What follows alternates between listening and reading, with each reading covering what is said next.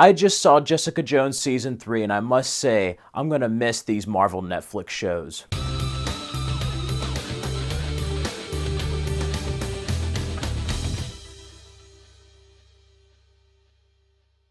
Jessica Jones ends its run with Season 3. This is the end of the Marvel Netflix era, and I love the first two seasons of Jessica Jones, and this is no exception. This continues immediately, or a few months after, Jessica Jones Season 2, and we have Kristen Ritter return as Jessica Jones. She is kick-ass in this part. I love her as this character, and she is the best part about this series and this season. We also have Trish move one step closer to becoming the famous character Hellcat. There are a few references there, but overall, this is a more grounded approach to the Jessica Jones comics.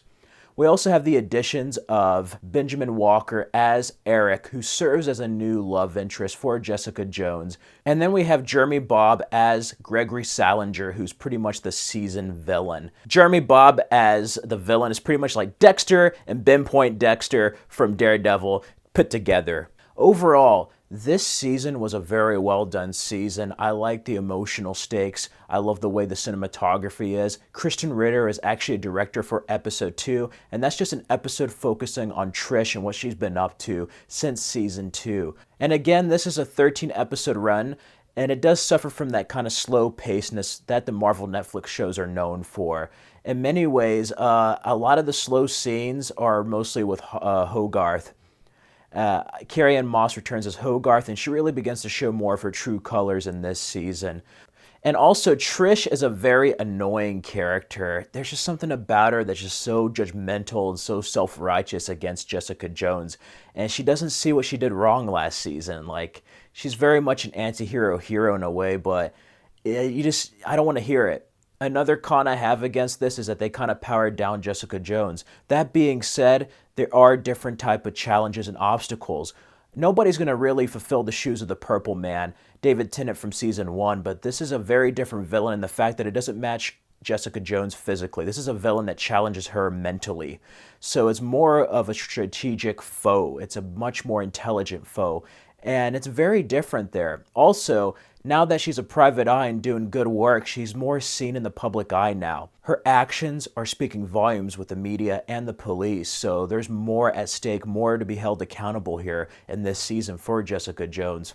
We also have Malcolm working for Hogarth, and he does a lot of security stuff. He has a really good arc this season of like whether or not he's doing the right thing. And that's one thing all the characters deal with, is dealing with identity of who they are and are they at the place they need to be. I did like Eric being the new love interest. He's a very interesting character. I did miss Oscar from last season. I don't know why they did away with her boyfriend. He gets a brief appearance. But it is a bit more of a slow burn at the beginning. The villain really doesn't come in until 4 episodes in. But after that, the story really gets going. But this isn't about big spectacle. No, this is still grounded. This is about the emotion. But what I love about this, despite Trish being a kind of annoying character, I do love the relationship, that kind of sisterhood that Trish and Jessica Jones have with each other. And when they do start to team up and become heroes together, that is a very interesting dynamic. Not only working together to go after a certain evil, but also overcoming actions of the past and whether or not that can be truly redeemed.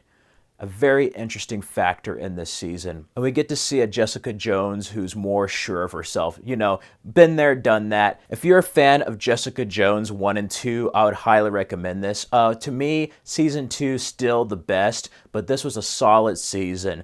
There are some times where I'm like, Jessica Jones could take out this bad guy at any point, and that didn't happen. I felt like they really kind of made her more grounded, kind of like they did Luke Cage in season 2. Also, they make Trish a very different character. She always has been annoying, but I felt like she's kind of a step down from season 1. It kind of started in 2 onto this.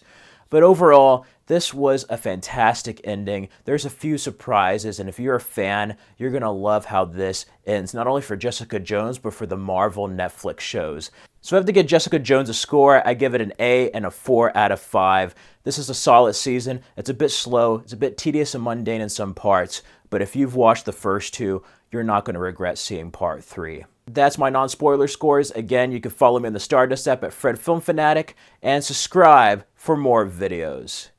Now for spoiler talk.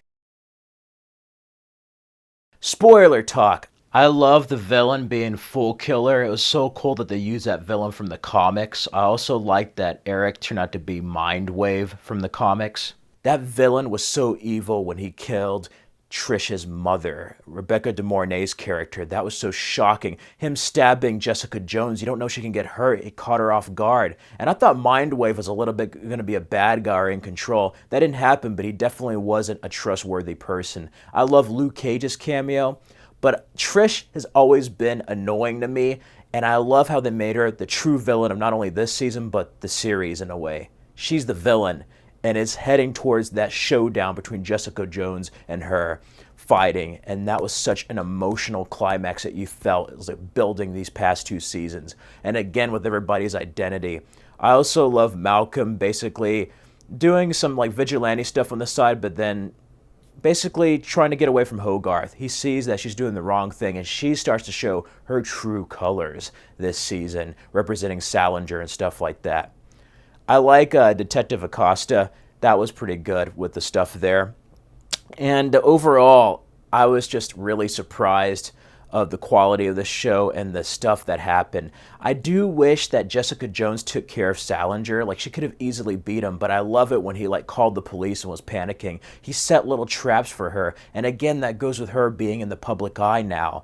So like everybody's kind of turning against these superpowered beings. So I find that really cool in a way.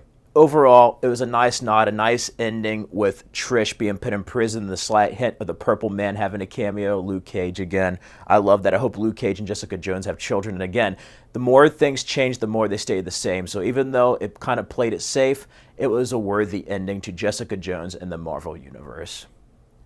Anyway, that's just how I felt about Jessica Jones. It's going to be the end of an era. Feel free to check out these other videos. My first binge reviews episode was Jessica Jones Season 1. I have Jessica Jones 2 and some Daredevil. So feel free to check those out and subscribe for more videos. Till next time.